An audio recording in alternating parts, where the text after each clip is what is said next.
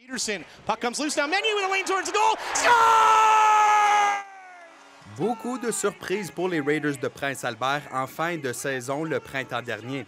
Ryan McDonald, entraîneur-chef par intérim, a mené les Raiders au titre de la Division Est en 2024-2025. Round 2, and the Art Hauser Center is alive!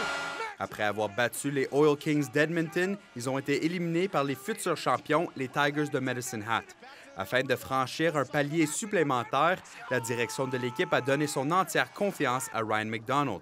Il entamera sa première saison complète avec l'équipe après la levée de son statut d'intérimaire. I think in Prince Albert we have such a tremendous culture, and a long history of it.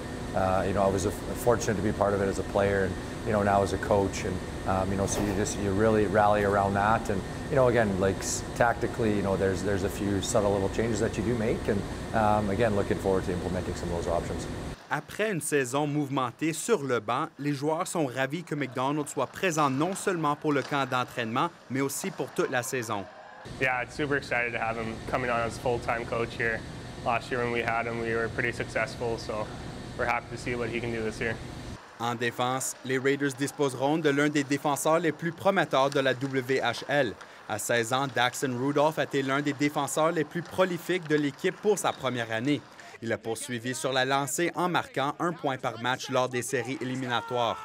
Il sera éligible pour le repêchage 2026 de la LNH, mais pas question pour le moment de penser à cette étape de sa carrière.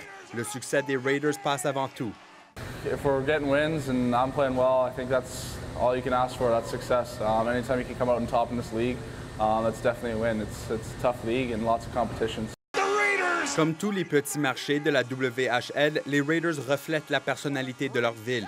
A 30-save performance, shutout. Selon l'amateur Guy Lafrenière, la communauté des Raiders reste soudée derrière leur équipe.